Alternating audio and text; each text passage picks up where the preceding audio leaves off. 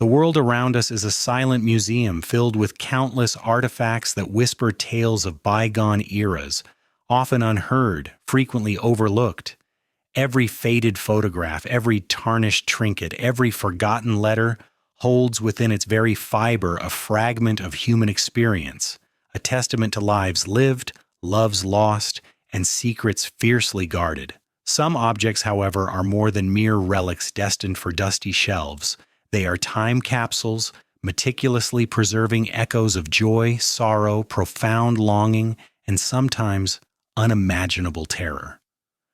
What if the most unassuming item, a simple, everyday object, could hold a story so potent, so unsettling, that it could unravel decades of quietude and challenge everything we thought we knew about the past?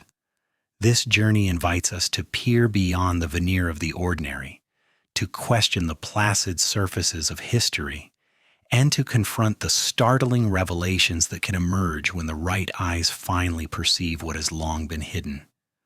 We are about to delve into an enigma that began not with a grand discovery, but with the quiet contemplation of an old photograph, a seemingly innocent image that promised only a glimpse into the past, yet held a universe of unspoken truths. The human heart instinctively yearns to uncover the truth, to lift the veil of time, to give voice to the voiceless, and this is precisely the quest we embark upon today, a deep dive into an untold narrative waiting to be unearthed.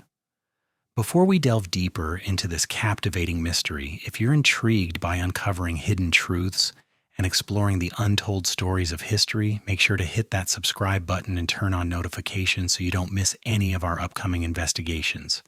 Your support helps us bring more forgotten tales to light. Meet Alara Vance, a young woman whose life was a quiet, relentless pursuit of the forgotten. She was an archivist, not just by profession, but by an almost spiritual calling. Her days consumed by the painstaking, often solitary process of cataloging, preserving, and digitizing vast collections of historical documents and artifacts. Alara possessed an exceptional intellect, a mind that thrived on complexity and the subtle interplay of causality across centuries. What truly set her apart, however, was her profound passion for the overlooked, the marginalized voices, the silent narratives of the past that history often chose to erase or simply ignore. Her meticulous nature bordered on the obsessive, allowing her to discern patterns and connections where others saw only disarray, a gift that made her uniquely suited to her chosen field.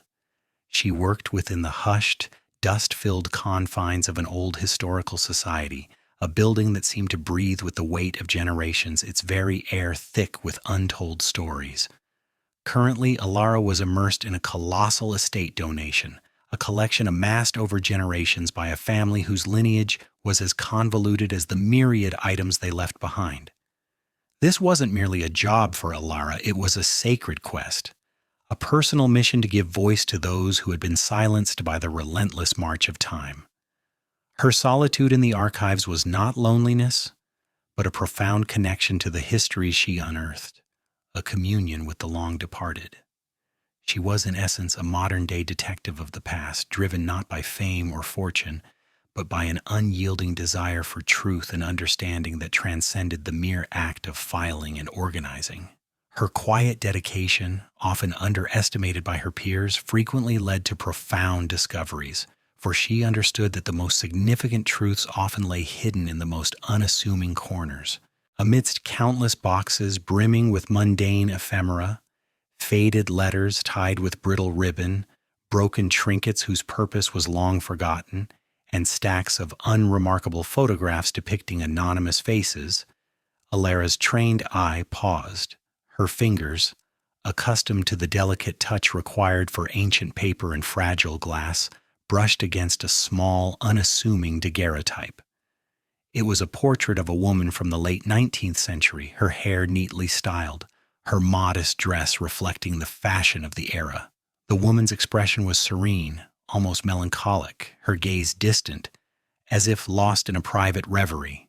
Initially, the photo appeared unremarkable, just another face from a bygone era, destined to be catalogued, assigned a number, and filed away without a second thought. It was the kind of image that to most would simply blend into the vast tapestry of forgotten lives.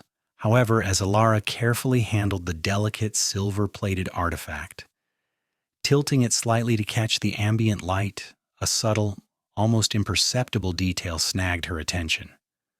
A fleeting, unsettling sensation passed over her, a prickle of unease that she could not immediately articulate. It was a feeling of discord, a barely perceptible disharmony within the otherwise placid image, like a single off-key note in a perfectly composed symphony. This initial, vague sense of disquiet served as the nascent spark of the central conflict, a whisper from the past that demanded her full, undivided attention. It hinted at a deeper, hidden narrative waiting to be uncovered beneath the seemingly ordinary surface of the photograph. Alara, ever the pragmatist, initially attempted to rationalize the feeling, attributing it to fatigue, or perhaps simply overthinking a common occupational hazard. Yet the persistent sense of an anomaly refused to dissipate, clinging to her consciousness with an insistent grip. It marked unequivocally the true beginning of her extraordinary journey into the unknown, a journey sparked by nothing more than a woman's eyes in an old photograph. Alara's initial unease about the daguerreotype, a mere whisper of discord against the placid surface of the past, quickly intensified, transforming into a persistent, almost relentless preoccupation. The image of the woman, seemingly an anonymous face from a bygone era, began to haunt her thoughts with an insistent whisper of untold secrets, intruding upon the meticulous rhythm of her daily archival work. She found herself repeatedly drawn back to the small, fragile artifact, her fingers tracing its delicate edges as if seeking a tactile connection to the enigma it held. Under various lights, from her desk lamp to a specialized examination lamp, she scrutinized the portrait from every conceivable angle, desperately trying to pinpoint the elusive source of her discomfort. Was it a trick of light, a flaw in the emulsion, or something far more profound? The conflict was deeply internal, a quiet battle within Alara's analytical mind. She questioned her perceptions, a self-doubt inherent to her profession, wondering if long hours were causing her to imagine anomalies. Her professional integrity demanded concrete proof before entertaining such a notion. Yet her intuition, a finely honed instrument, screamed that something was profoundly, unsettlingly wrong. This gnawing feeling grew more potent, deepening her frustration and fueling a conviction that she was on the cusp of something significant, something that defied easy explanation. The ordinary had become extraordinary. She carefully isolated the daguerreotype from other items, treating it not as ephemera but as a distinct, urgent puzzle demanding complete focus, setting it aside from the usual archival routine. It was more than a photograph. It was a silent dare from the past. The photograph itself, once a passive relic, now loomed as the primary antagonist, a silent, unyielding enigma. It presented an intellectual and emotional obstacle to Alara, challenging her formidable skills and patience. The true antagonist was the hidden truth, guarded by time and the artifact's fragile nature.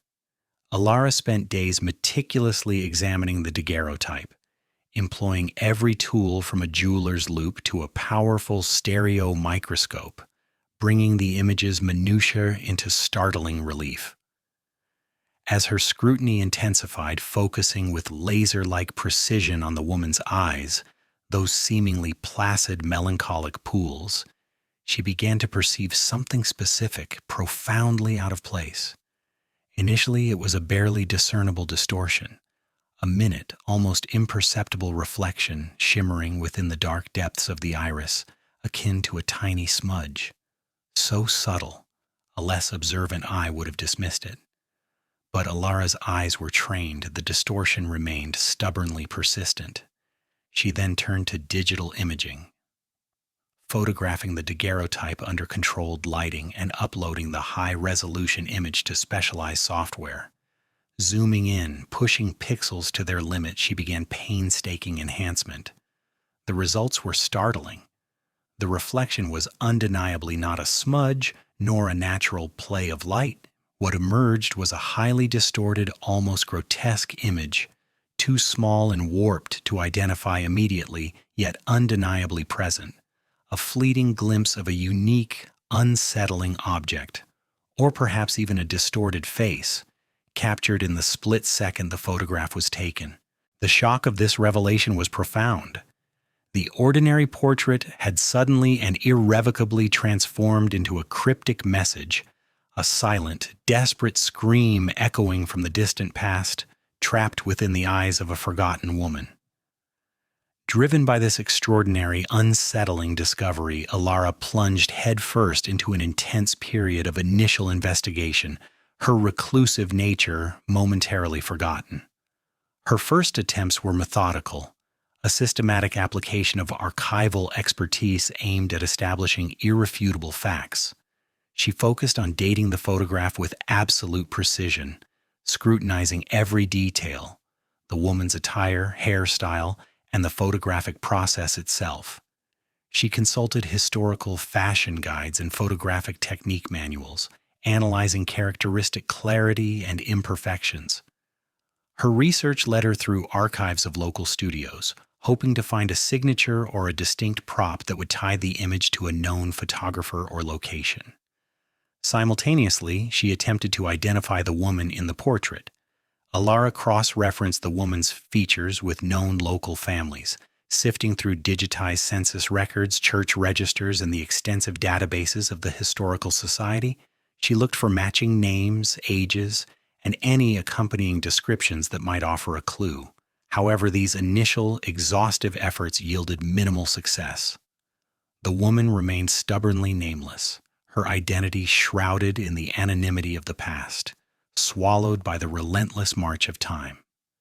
The photo's style, while datable to a general period, lacked distinctive markers that would tie it to a specific studio or photographer, leaving a frustrating blank in her meticulous notes.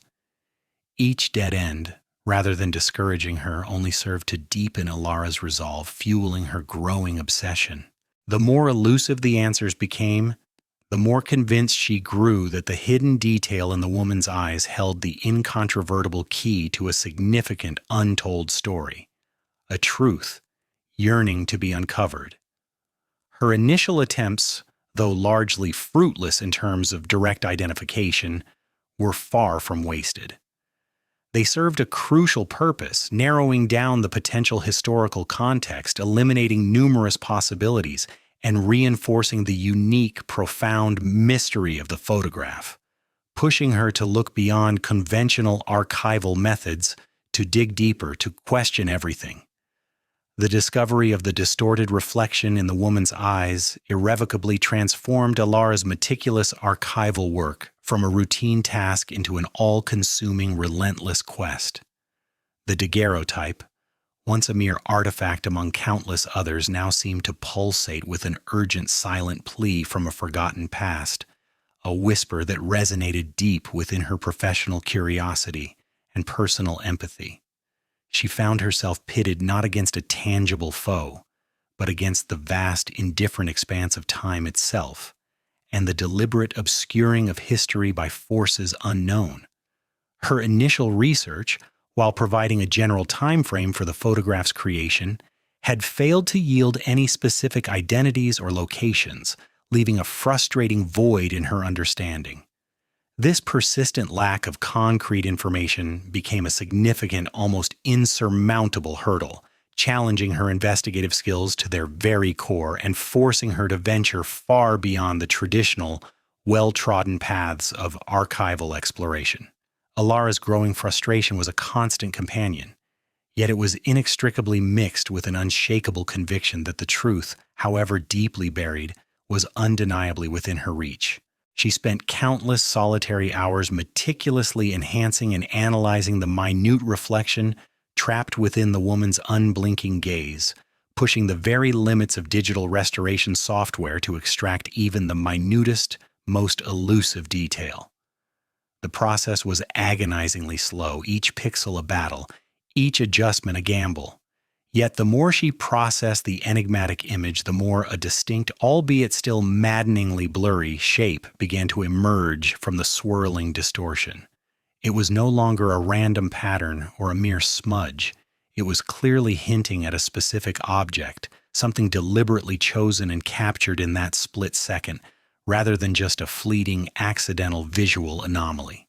This painstaking process was fraught with numerous setbacks, moments of despair where the image refused to yield its secrets, but each small, hard-won victory in clarity, each fraction of a detail revealed, only served to fuel her determination, escalating both the internal conflict within her own mind and the external challenge posed by the stubborn silence of the past. The weight of the untold story pressed upon her, a silent mandate to uncover what had been so carefully hidden. Through this relentless digital enhancement and a painstaking cross-referencing with obscure historical databases of unique artifacts, Alara finally achieved a breakthrough. The object reflected with such chilling precision in the woman's eyes was identifiable. It was a highly distinctive, ornate, and somewhat unsettling decorative object, a specific antique silver-plated music box famously known in certain historical circles as the Lament of Lyra. This music box was not just any antique curio. It was a known, deeply significant heirloom of the extremely wealthy and notoriously reclusive Blackwood family. This prominent lineage had been powerful landowners and industrialists in the region during the very late 19th and early 20th centuries, their influence stretching far and wide, their presence casting a long shadow over local history. The revelation struck Alara with a profound, almost dizzying shock. It forged an undeniable, chilling link between a seemingly anonymous woman from a forgotten photograph and one of the most powerful, enigmatic, and privately guarded families in local history. This object, the Lament of Lyra, immediately became a central antagonist in her unfolding narrative, a silent, beautiful witness to a past event, its very existence tying the mystery to a powerful, almost untouchable entity. The Blackwood family, by extension, instantly transformed into the new, more tangible and imposing obstacle in Alara's relentless pursuit of truth. Their name, synonymous with power and discretion, now whispered of secrets and untold stories, armed with the definitive identification of the Lament of Lyra and its undeniable connection to the formidable Blackwood family. Alara strategically shifted the entire focus of her research. Her meticulous attention to detail now turned towards the Blackwood family archives, which were notoriously difficult to access, scattered across various private collections, and jealously guarded by their distant, often uncooperative descendants. She immersed herself in the tedious but crucial work of scouring old newspaper archives for any mention of the family, particularly during the precise period suggested by the daguerreotype and the fashion of the era. Her efforts, though initially frustrating, slowly began to yield fragmented historical records, cryptic newspaper clippings reporting minor scandals that had been quickly hushed up, and local legends that vaguely hinted at dark, unsettling secrets carefully concealed within the imposing walls of the Blackwood estate. These clues were elusive, often contradictory, and buried under layers of official silence and meticulously curated public images designed to protect the family's pristine reputation. The narration of her painstaking process would describe her as a determined mosaic artist, slowly, painstakingly piecing together these disparate fragments, each a tiny piece of a much larger, darker picture, knowing that many vital pieces were still missing. During this critical phase, Alara attempted to gain access to the Blackwood family's most private records, a path that inevitably led her to a crucial, unsettling encounter. She was introduced to Mr. Silas Blackwood, the last direct descendant of the main Blackwood line, a man in his late 60s whose presence exuded an unsettling blend of old-world charm and an almost impenetrable reserve.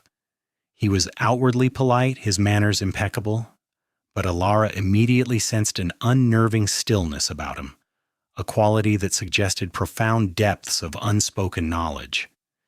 His demeanor was one of dismissive skepticism when Alara, treading cautiously, broached the sensitive subject of the old photograph and the infamous music box.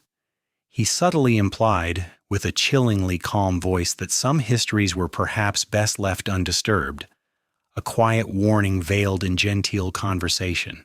This initial interaction unequivocally established Silas as the first tangible, human obstacle in Alara's path, a formidable gatekeeper to the family's carefully constructed past, his guarded responses and subtle implications hinting at far deeper, more sinister secrets than she had initially imagined.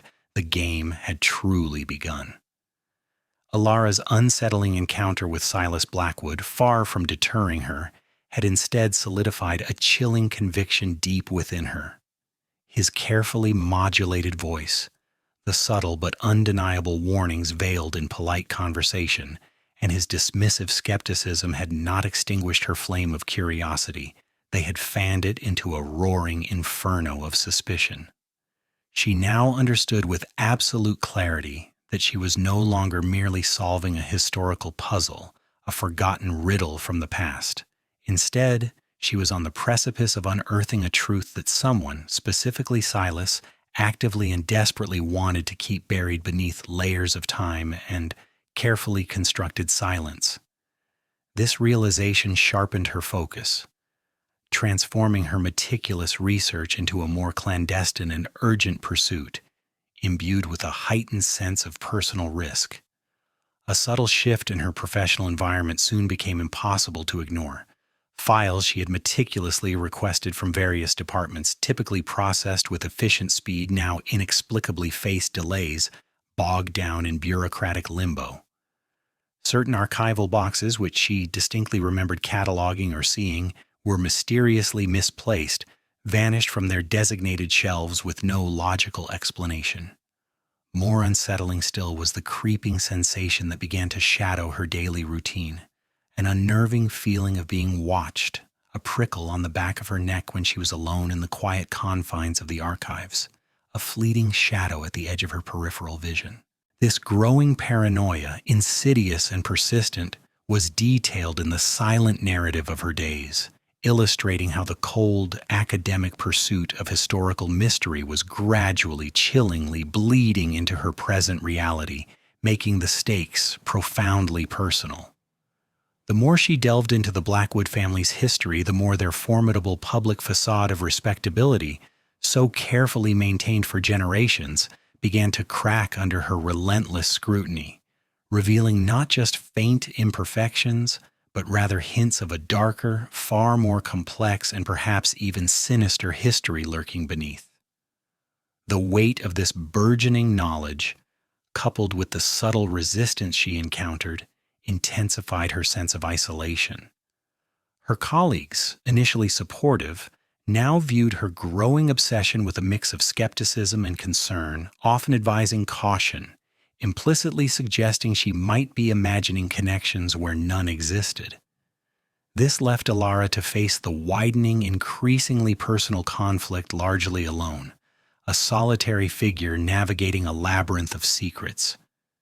Mr. Silas Blackwood, with his impeccable manners and unsettling stillness, was now firmly established as the primary human antagonist in Alara's unfolding drama, albeit one whose true motivations remained shrouded in a perplexing ambiguity.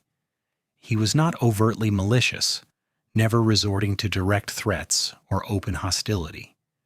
Instead, his actions were undeniably obstructive, a series of calculated maneuvers designed to subtly derail Alara's relentless investigation.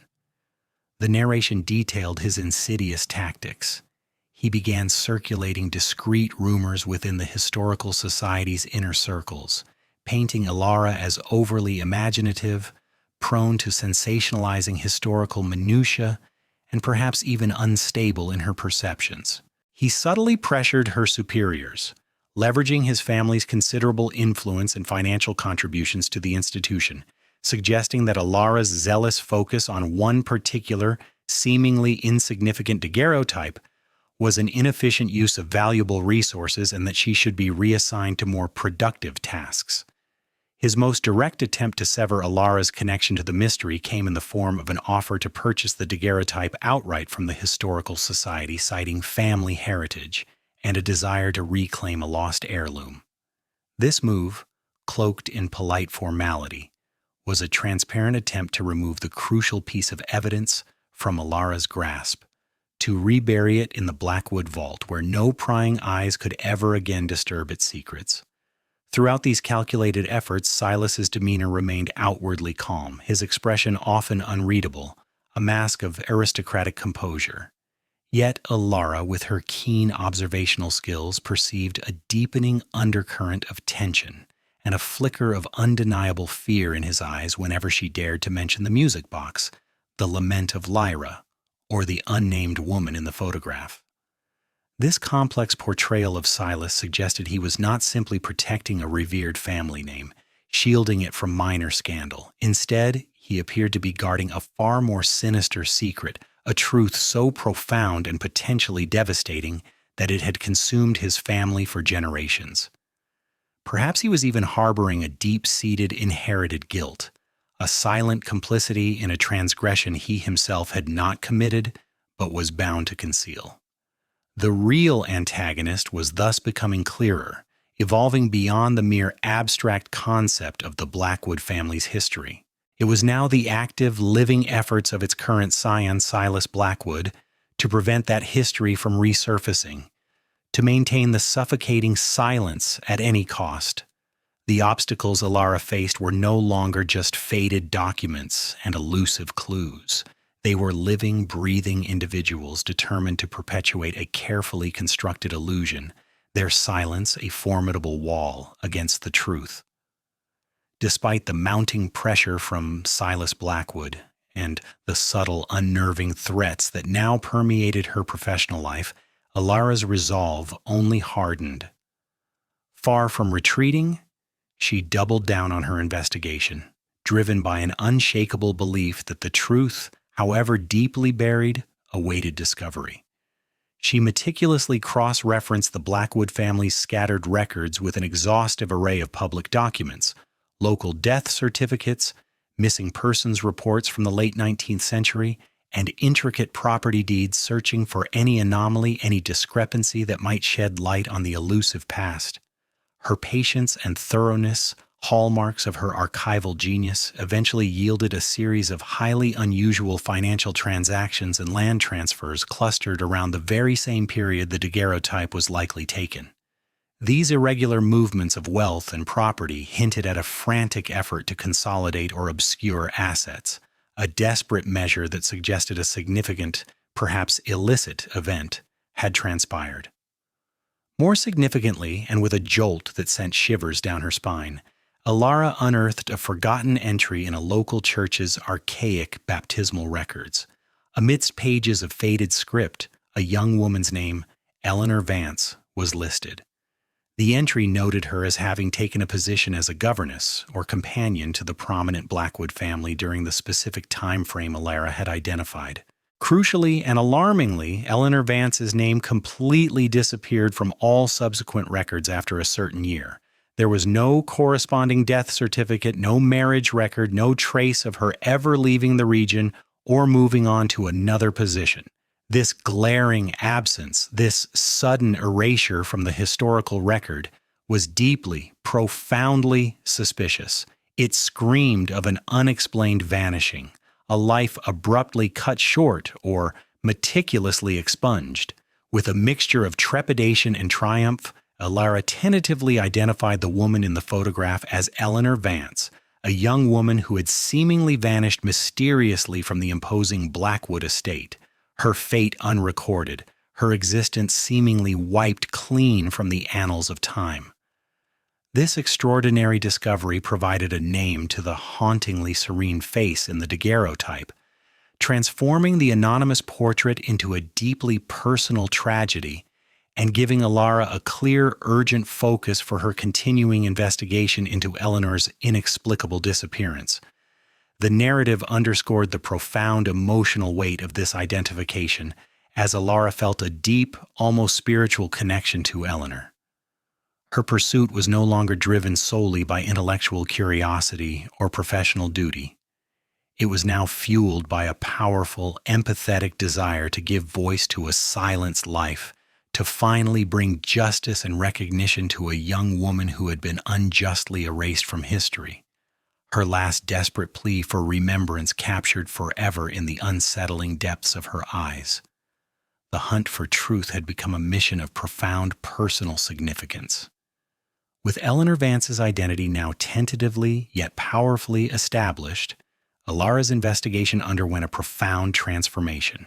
It was no longer a general historical probe into an anonymous past, but a deeply focused, intensely personal search for the harrowing truth behind Eleanor's inexplicable disappearance. The conflict, already simmering beneath the surface, intensified dramatically as Alara delved into the more intimate and potentially dangerous aspects of the Blackwood family's meticulously concealed past. Her relentless pursuit led her to a series of extraordinary and heartbreaking discoveries. Fragmented diary entries found tucked away like forgotten whispers in the brittle pages of old books that had been part of the distant Blackwood relative's donation, and a collection of cryptic letters exchanged between Eleanor and an unknown recipient. These precious, fragile documents painted a chillingly vivid picture of Eleanor's life within the Blackwood household, revealing a bright, sensitive young woman increasingly isolated, profoundly uneasy, and consumed by a pervasive sense of fear. She perceived a sinister, suffocating atmosphere permeating the grand, imposing estate, a silent dread that tightened its grip with each passing day. The narration of these unearthed writings spoke volumes of Eleanor's growing unease, her unspoken anxieties, and her desperate longing for understanding. Alara, poring over every word, felt an overwhelming emotional impact from these discoveries. A profound empathy for Eleanor bloomed within her, a connection that transcended the boundaries of time. This burgeoning empathy made the pursuit of truth not merely an intellectual exercise, but an urgent, deeply personal quest. The conflict now involved not just the satisfaction of solving a historical mystery, but the moral imperative of seeking justice for a forgotten victim, battling fiercely against the crushing weight of time and the deliberate obfuscation engineered by generations of the Blackwood family.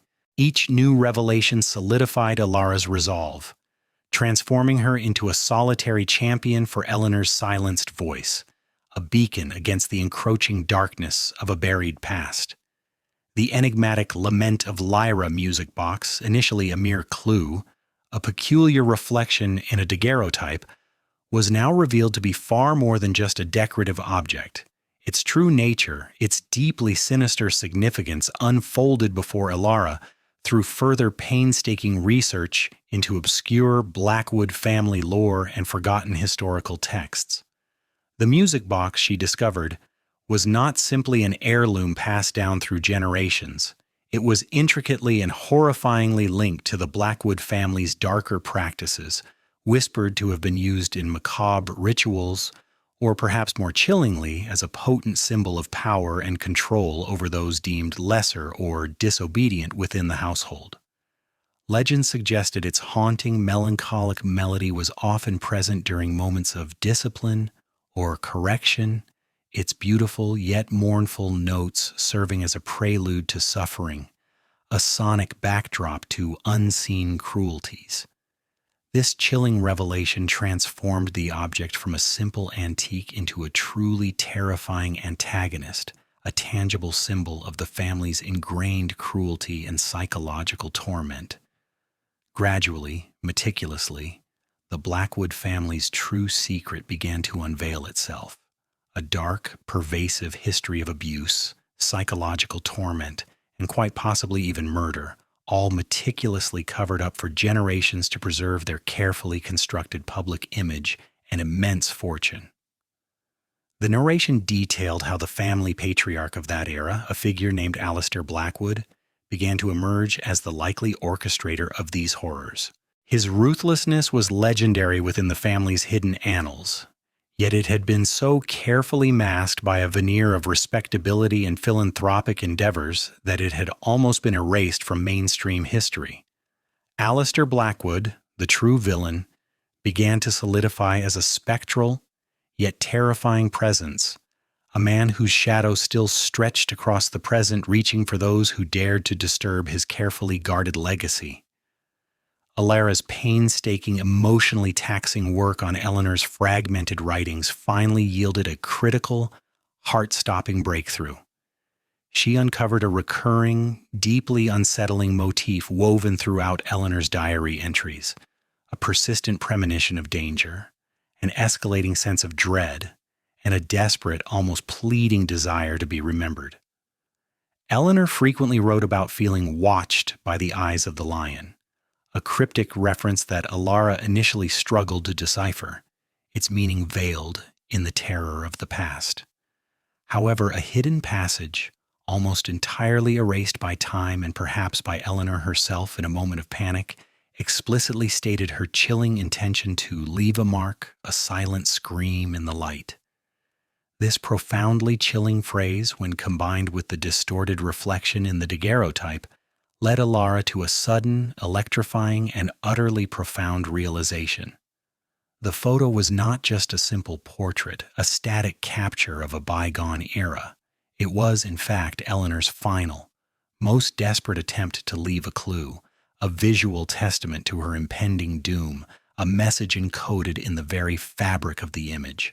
The eyes in the photograph, those windows to her soul, captured her last moments of clarity and terror, reflecting the sinister object, the infamous Lament of Lyra music box, and perhaps, in that fleeting, terrifying instant, even the distorted face of her tormentor, in a desperate, courageous attempt to communicate her truth from beyond the grave. This staggering revelation electrified Alara, coursing through her with a renewed sense of urgent purpose and a crystal-clear understanding of Eleanor's incredible courage. She now fully comprehended that the photograph was not just a piece of historical evidence, it was Eleanor's voice, finally, after more than a century of silence, heard and understood. The weight of this discovery settled upon Alara, a heavy cloak of sorrow and determination, pushing her forward with an unshakable resolve to uncover the full extent of Alistair Blackwood's depravity and bring Eleanor's story to light. Alara Vance, armed with the damning evidence meticulously extracted from Eleanor's fragmented writings and the chilling, newly understood significance of the Lament of Lyra music box, felt a shift within her. She could no longer work in the quiet shadows of the archives, meticulously assembling pieces of a forgotten puzzle. The time for subtlety had passed. The weight of Eleanor's untold story, the desperate plea embedded in her final clue, demanded a direct confrontation. The conflict, once an intellectual pursuit, now throbbed with a raw, personal urgency. She arranged a meeting with Silas Blackwood, her heart a drumbeat against her ribs, a stark contrast to her outwardly calm demeanor. The meeting was held in Silas's private study, a room steeped in the heavy scent of old leather and the hushed echoes of generations of Blackwood's secrets. Alara wasted no time. Her voice steady despite the tremor in her hands as she laid out the fragments of Eleanor's diary entries, carefully preserved and transcribed, alongside the digitally enhanced image of the music box reflected in Eleanor's terror-stricken eyes. The narration would describe Silas's initial reaction with visceral detail. His carefully constructed composure, a facade cultivated over decades, finally began to shatter. A flicker of something primal, fear perhaps, or a deep-seated shame, crossed his face, quickly followed by a desperate attempt to regain control. His eyes, usually placid and guarded, now darted between the documents and Alara, betraying a panic he struggled to suppress. He initially attempted to discredit Alara, his voice, usually a low, measured baritone, rising sharply as he accused her of fabricating evidence, of sensationalizing family history for the sake of a dramatic narrative. He tried to intimidate her, reminding her with thinly veiled threats of the potential damage to her burgeoning reputation and promising career, implying that such reckless accusations could ruin everything she had worked for. He spoke of the sacred duty to protect a family's legacy, even if that legacy was stained by the passage of time and the inevitable imperfections of ancestral figures. He painted her as an overzealous amateur, blinded by a romanticized notion of history, incapable of understanding the nuanced complexities of the past. Yet Alara stood firm, her gaze unwavering, her resolve strengthened not by arrogance, but by the undeniable weight of Eleanor's untold story, a silent scream that resonated through the ages. She felt Eleanor's presence in the room, a spectral ally reinforcing her purpose. The confrontation was tense, a silent, brutal battle of wills between the protector of a dark, meticulously buried legacy and the relentless seeker of a forgotten, agonizing truth. This direct, emotionally charged conflict marked a profound turning point in Alara's investigation, irrevocably moving it from a purely academic endeavor to a perilous, deeply personal pursuit. Silas's desperation, now laid bare, transformed him from a gatekeeper to a more unpredictable and potentially dangerous adversary, a man cornered, capable of anything to preserve the crumbling edifice of his family's esteemed name. The air crackled with unspoken threats and the heavy burden of generations of silence as Alara refused to yield to his intimidation, knowing that Eleanor deserved to have her truth heard, no matter the cost. In a moment of profound, almost desperate resignation, Silas Blackwood finally revealed a crucial, albeit partial, truth. His carefully constructed defenses crumbled under the relentless pressure of Alara's unwavering conviction and the irrefutable evidence she presented. He wasn't the primary villain, he confessed, his voice barely a whisper, nor was he directly involved in Eleanor's tragic fate. Instead, he admitted to being a frightened, unwilling guardian of a terrible family secret, a silent custodian burdened by the monstrous legacy of his tyrannical great-grandfather, Alistair Blackwood. His confession painted a harrowing picture. His family, for generations, had meticulously and ruthlessly covered up Alistair's unspeakable atrocities, not out of inherent malice in their own time, but out of a misguided, crushing sense of duty to preserve their name, their vast fortune, and their carefully cultivated social standing. Silas himself had merely continued this grim tradition of silence, not from personal malevolence, but from a profound, paralyzing fear of devastating public shame and the complete destruction of everything his ancestors had built. He was a tragic figure, complicit in the decades-long cover-up, but not the original architect of the heinous crime. This shocking twist reframed Silas entirely, transforming him from a calculated obstructionist into a deeply conflicted, almost pitiable character. The true antagonist, the architect of Eleanor's suffering and the source of the family's enduring guilt, was then fully and horrifyingly revealed: Alistair Blackwood, the patriarch of the Blackwood family from that distant, dark era. He was a man whose cruelty and depravity were not merely legendary but horrifyingly real within the hidden annals of the family's history. He was the one, Silas confirmed with a shudder, who had tormented Eleanor Vance, whose sinister shadow had fallen over her life and ultimately extinguished it. The revelation hung heavy in the air, a chilling confirmation of Alara's deepest fears and the true depth of the Blackwood family's dark legacy. Broken and weary, the weight of generations of secrets finally lifted, or at least shared, Silas provided Alara with a crucial, final piece of information. His voice was hoarse, his eyes filled with a mixture of terror and a strange nascent relief. He spoke of a hidden compartment within the austere Blackwood family mausoleum, a place where he believed his great-grandfather Alistair had kept trophies of his dark deeds. He admitted with a palpable shudder that he had never possessed the courage to investigate it himself, fearing what unspeakable horrors he might find lurking within its cold, silent depths. The very thought had haunted his nightmares for decades. This information, a morbid inheritance, provided Alara with a direct, albeit terrifying path to the ultimate, unvarnished truth. The narration would describe Alara's meticulous, almost ritualistic planning for this clandestine visit to the mausoleum, knowing full well the immense risks involved, both physical and emotional. She prepared herself not just for the journey, but for the profound, potentially soul-shattering discoveries she might uncover. She steeled her nerves, mentally bracing herself for the inevitable confrontation with the physical remnants of Alistair's depravity, knowing that what lay ahead would be far more disturbing than any faded photograph or cryptic diary entry.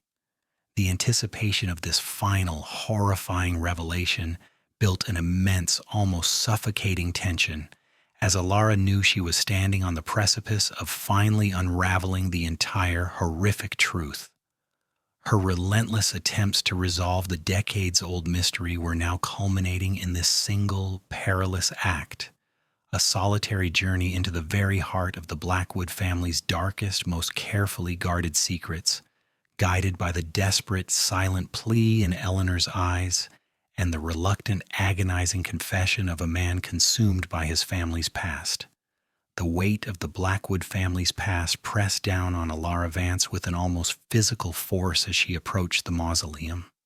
The structure itself was a testament to the family's old money and Gothic sensibilities, a forbidding edifice of dark, weathered stone, steeped in the gloom of ancient trees and whispered legends.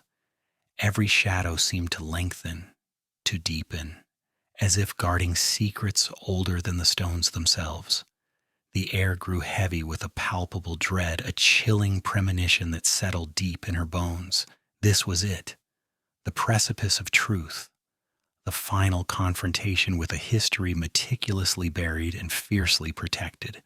With a deep, fortifying breath, Alara pushed open the massive, groaning iron gates, their rusty hinges screaming a protest against her intrusion. The path to the mausoleum was overgrown, neglected, as if even nature hesitated to tread too closely. She moved cautiously, her senses heightened, every rustle of leaves, every distant hoot of an owl magnified into a potential threat.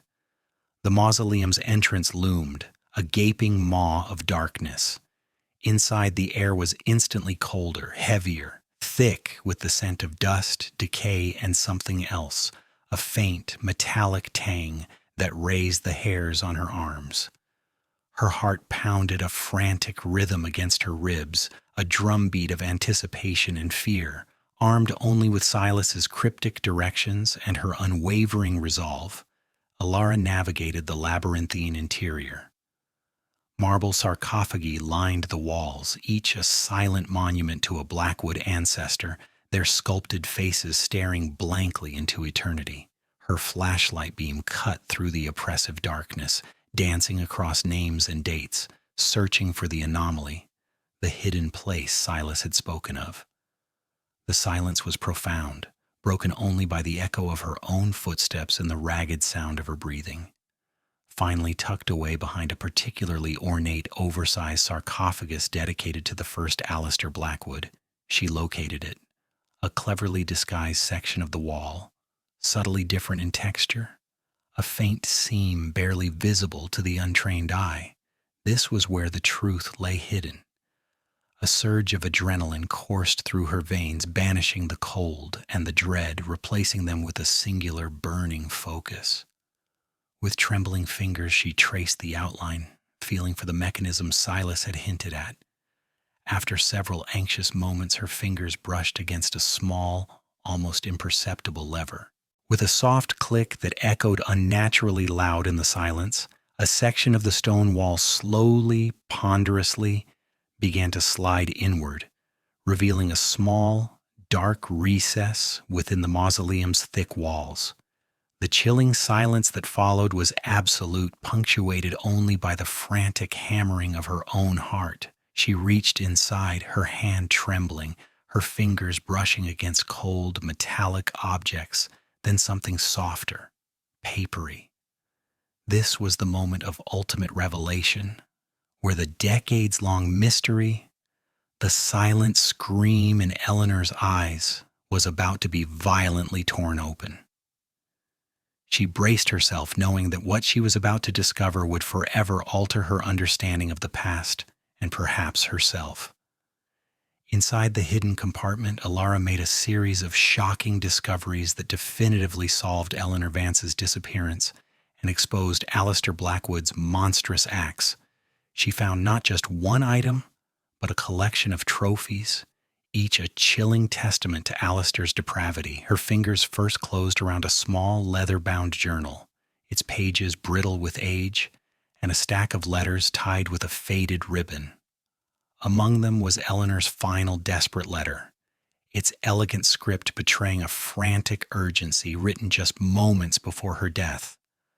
The words clawed at Alara's soul as she read, detailing Eleanor's torment, her growing fear of Alistair, who had become terrifyingly obsessed with her.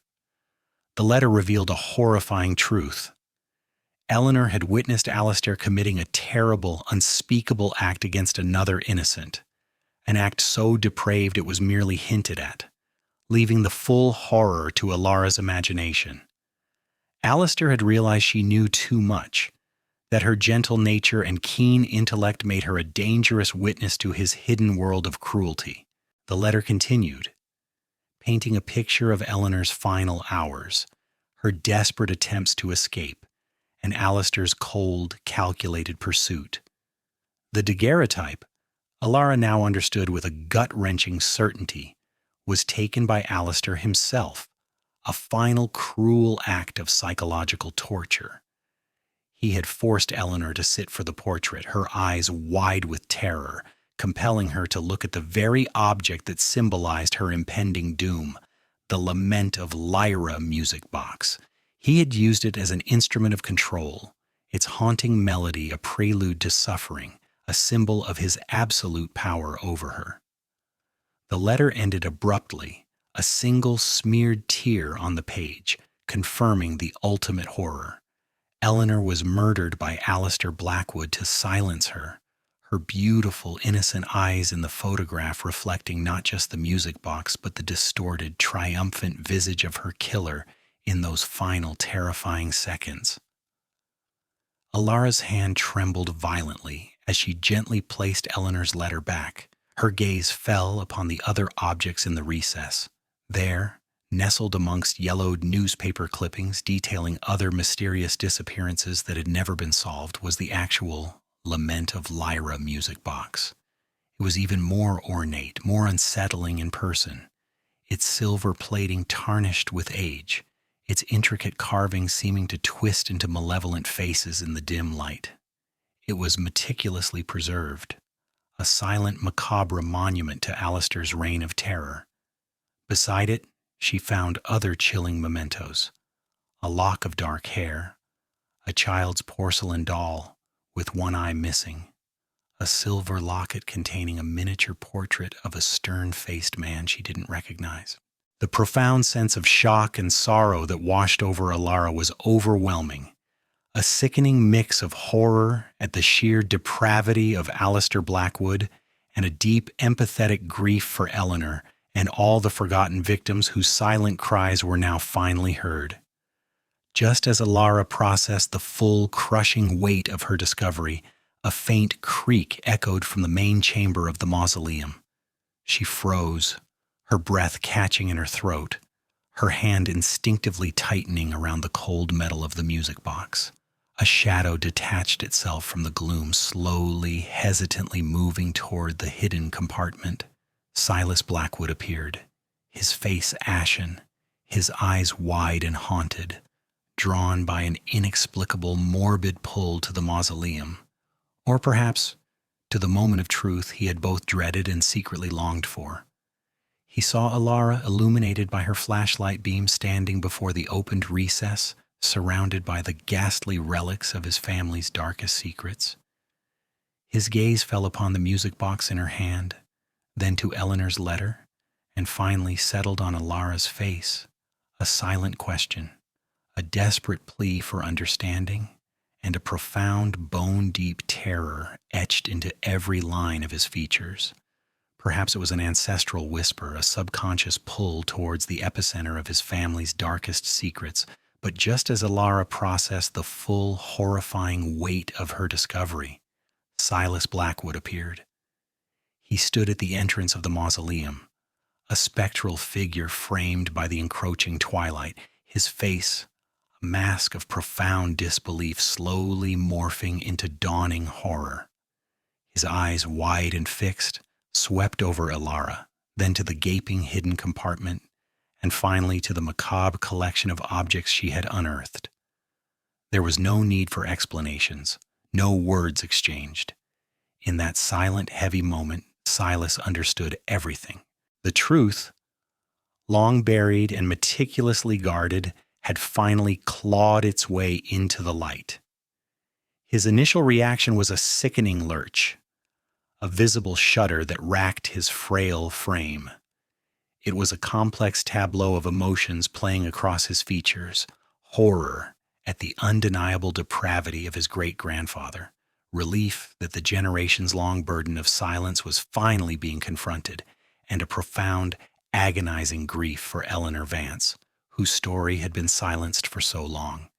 He saw the final desperate letter clutched in Alara's trembling hand, recognized the ornate silver-plated music box, the lament of Lyra, and understood its chilling significance. The silent shared moment between them was a recognition of the terrible truth that had bound their families, albeit unknowingly, for over a century. A silent pact formed, born of shared sorrow and the overwhelming weight of historical injustice. The truth, once a corrosive secret, now became a shared responsibility. With Silas's reluctant but ultimately crucial cooperation, Alara meticulously documented every single item within the hidden compartment. Each chilling memento was carefully photographed, catalogued, and preserved. Eleanor's final letter, a testament to her courage and torment, was handled with the utmost reverence. The actual Lament of Lyra music box, now stripped of its hidden power and revealed as an instrument of cruelty, was carefully secured. This was not a modern-day criminal investigation, but a painstaking effort to achieve historical justice. Alara worked tirelessly to compile a comprehensive report detailing Alistair Blackwood's monstrous acts, the circumstances of Eleanor Vance's murder, and the subsequent systematic cover-up by the Blackwood family. Silas, though clearly agonizing over the public shame, provided access to remaining family records, however sparse, that corroborated parts of Eleanor's story and Alistair's documented tyranny. The truth of Eleanor Vance's murder, a heinous act committed by Alistair Blackwood, and the generations of silence that had followed, was finally ready to be brought to light. This resolution was not about legal prosecution in the present, but about rectifying a historical wrong, giving Eleanor her voice back, and ensuring that her tragic story would never again be forgotten. The experience profoundly changed Alara. She was no longer merely an archivist, meticulously cataloging the past. She had become a truth seeker, a relentless advocate for the voiceless. Her emotional journey had been arduous, the initial intellectual curiosity giving way to a gnawing unease, then escalating to shock, horror, and ultimately a deep sense of accomplishment and peace. She knew she had righted a historical wrong, not with grand gestures, but with painstaking dedication and unwavering resolve. Her perspective on history, on the immense human capacity for both profound cruelty and astonishing resilience, was forever altered. She carried the weight of Eleanor's story, the echoes of her silent scream, but also the triumph of her own perseverance, a testament to the fact that even the most deeply buried truths can find their way to the surface. The quiet confines of the historical society now felt different, imbued with a new sense of purpose, a vibrant connection to the lives that had once been dismissed as mere footnotes. The story concluded not with a dramatic flourish, but with a quiet, profound reflection on the enduring power of forgotten histories and the quiet courage of those who seek to uncover them. The Blackwood family name, once synonymous with power and prestige, was now undeniably tarnished, forever linked to a dark, unforgivable legacy. But in its place, Eleanor Vance's memory was finally honored, her dignity restored, her life no longer a mere footnote, but a poignant testament to injustice and the eventual triumph of truth. The Lament of Lyra music box, once a symbol of hidden terror and psychological torment, now resided in a carefully curated exhibition at the Historical Society, a stark historical artifact of warning, a chilling reminder of the past's capacity for darkness. Alara often found herself looking at a new photograph of Eleanor, one discovered among a collection of innocuous family portraits taken before her torment began. In this image, Eleanor's eyes held a spark of innocent joy, a stark contrast to the daguerreotype's desperate plea. Alara reflected on the enduring legacy of truth, the quiet whispers of history that refused to be silenced. She understood that some stories, no matter how deeply buried, will always find a way to be told, and that the past, however painful, holds crucial lessons for the present, constantly reminding us of our shared humanity and the imperative to remember. The world continued, but for Alara and for Eleanor, a chapter had finally closed, leaving behind a profound sense of closure, yet also a lingering thought about the countless other untold stories waiting patiently, silently, to be discovered.